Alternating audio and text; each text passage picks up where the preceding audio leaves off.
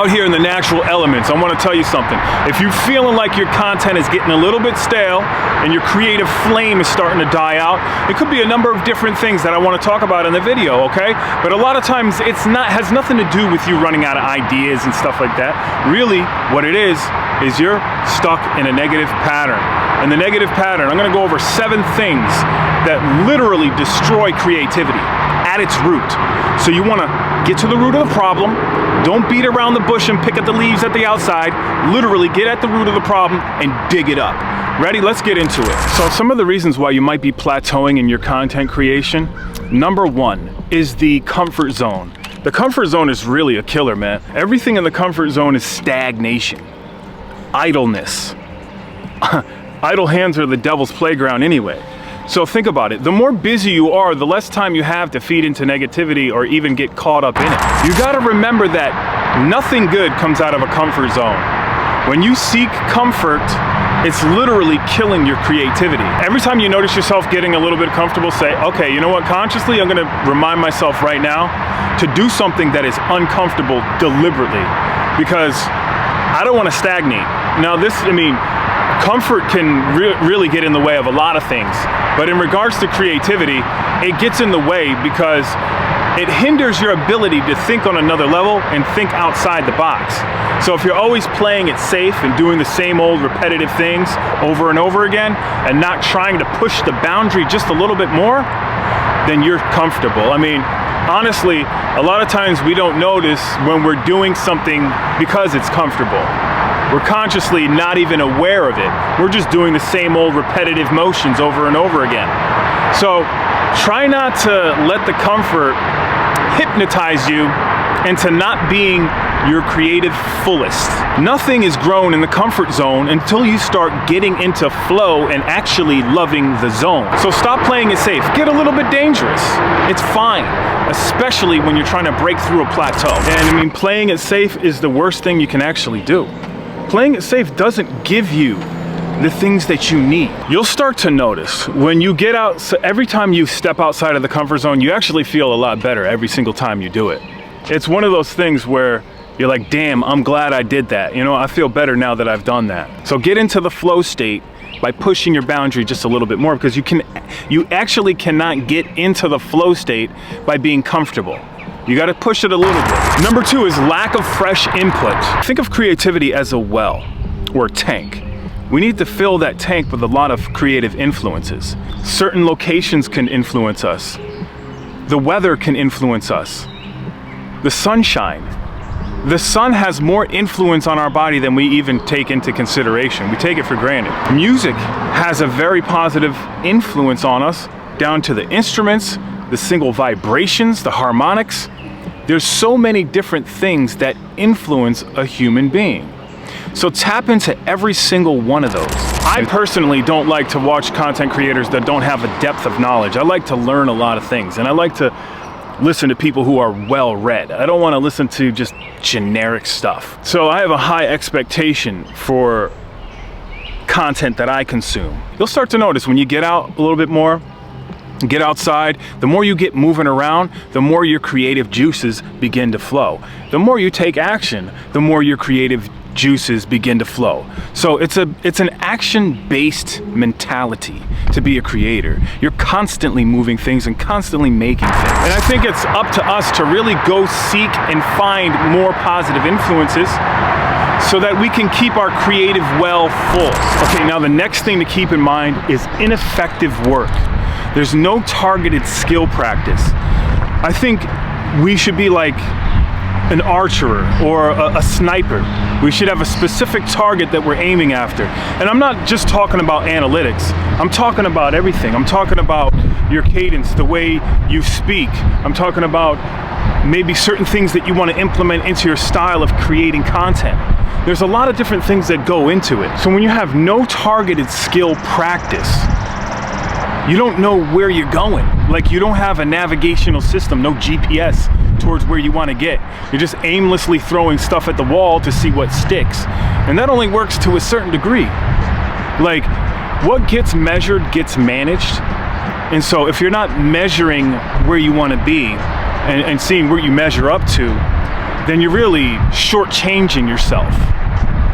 So always have a target in mind that you're going after. Like a lot of content creators, myself included, have done this repeatedly.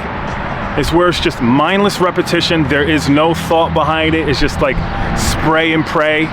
And you're going through the motions like, oh, let me just record another video. I'm not even gonna think about it. I'm not, I don't know what's gonna come out of it. And I'm just, I gotta get another one up and be consistent.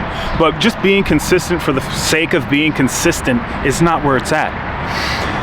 Be hyper intentional with what you wanna do. And there's a lot of research that goes into that, but it's specific to the person. Like, you do your own research to find out where you need to go. So remember, when you're honing your skills, have a target for you where you want to be at with your skills, as well as where you want to be at in general. Number 4 is inadequate rest. Like, creators are definitely guilty of burning the midnight oil, just not resting, trying to get a whole bunch of stuff done. I can remember days where I'm like writing lyrics or making beats in my room, and all of a sudden, like 6 hours just passes by. Like, I'm like, it's like 4:30 in the morning. I'm like, how did this even happen? Like, because I was in the flow state.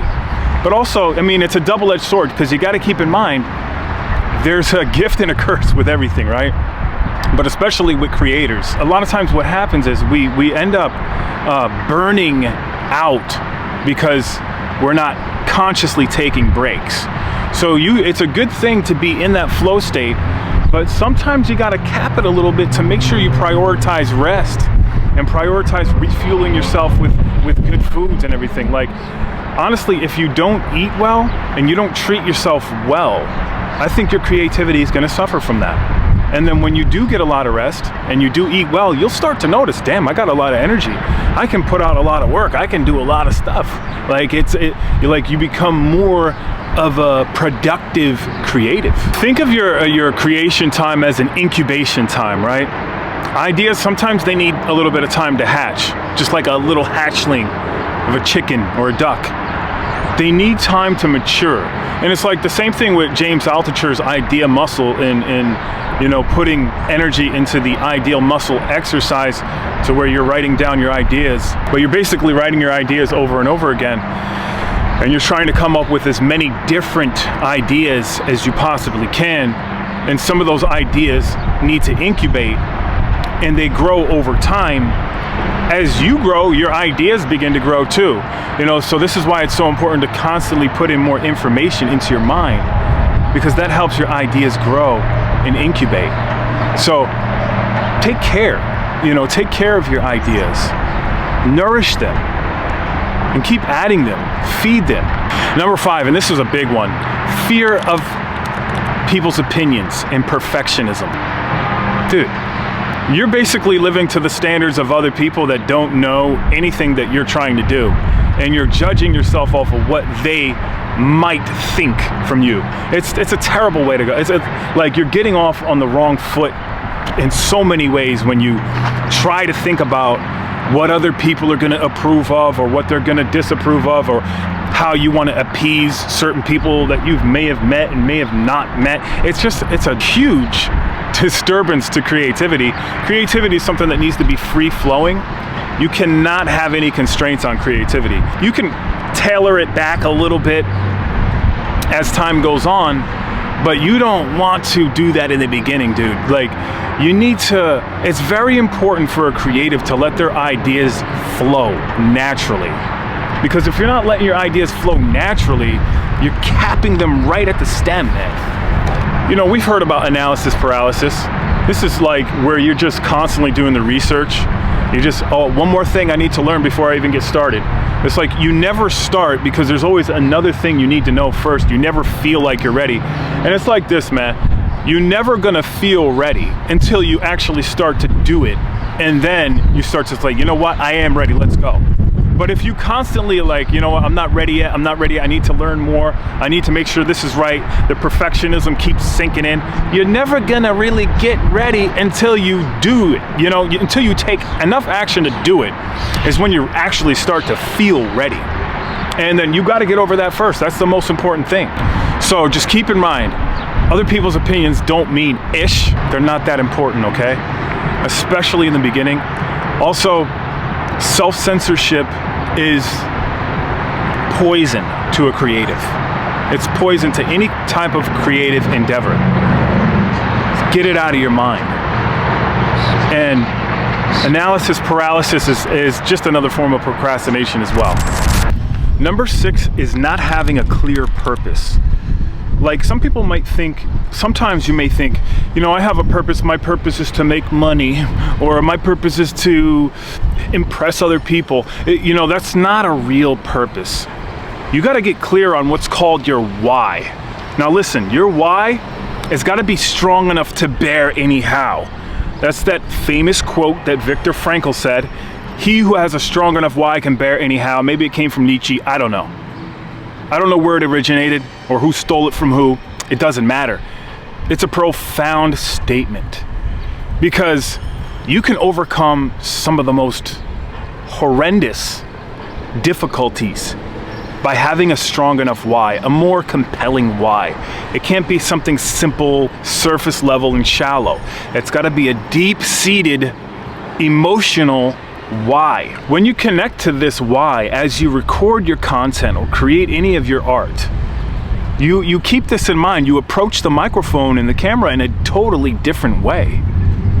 You know, you're a totally different person when you're passionate about something that you're speaking about, as opposed to just talking about random topics that you really don't give a fuck about. Okay, so make sure that you're clear on your specifics of your why and remind yourself of this daily. It's something that, you know, I think at least weekly you should be like, you know what, you should just record a video on why you do what you do. And if you're working hard and it feels difficult, remind yourself why you're continuing to do it. It is all about mindset.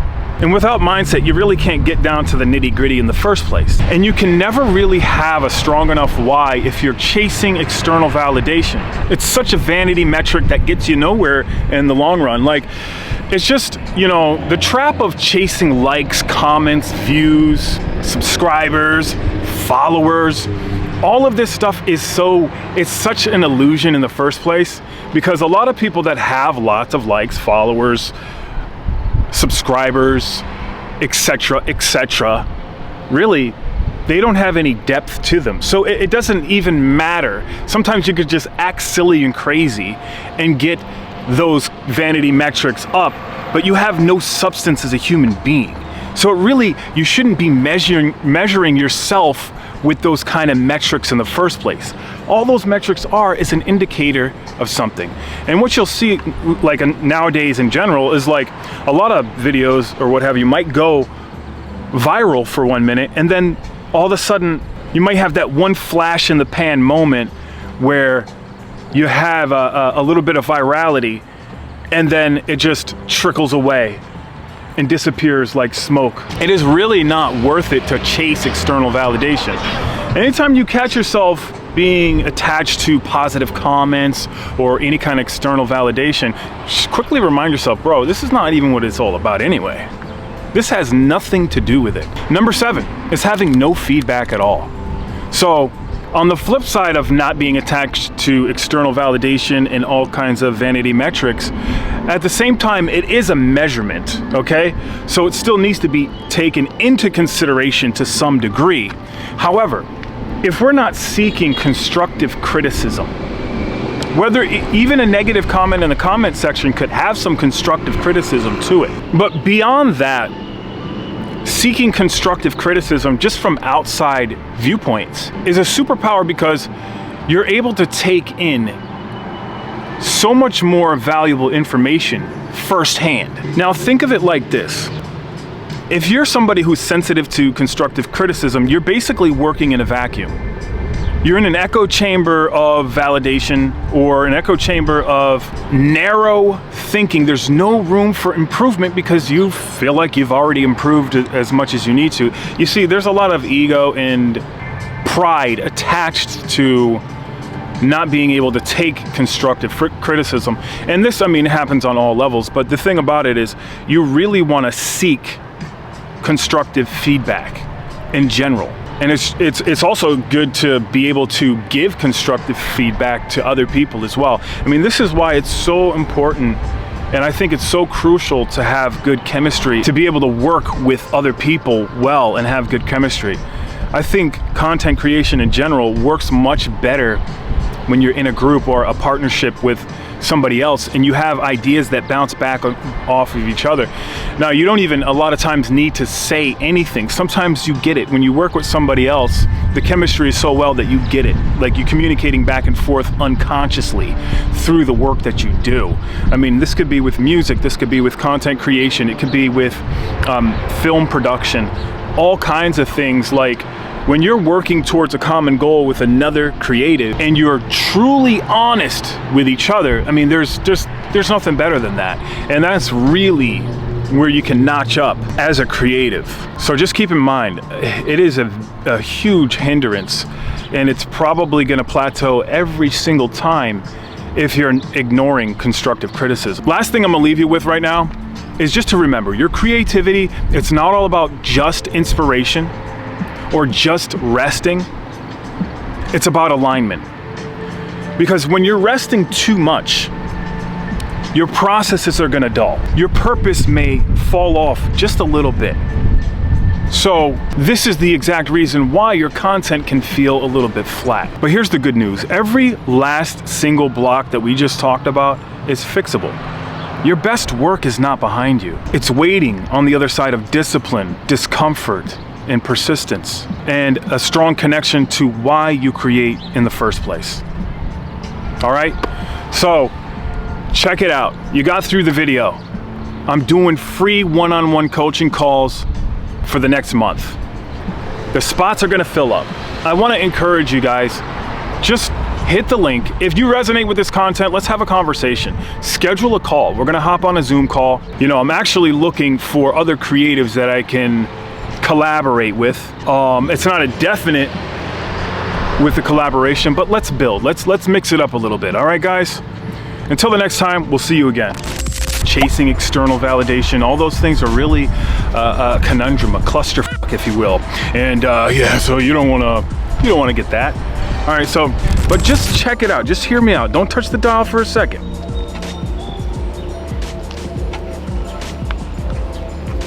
Number 6 is being disconnected from your why or your purpose. Think of your purpose as your why, and your why as your purpose. As the wind blows on this thing, it's like, what the f, dude?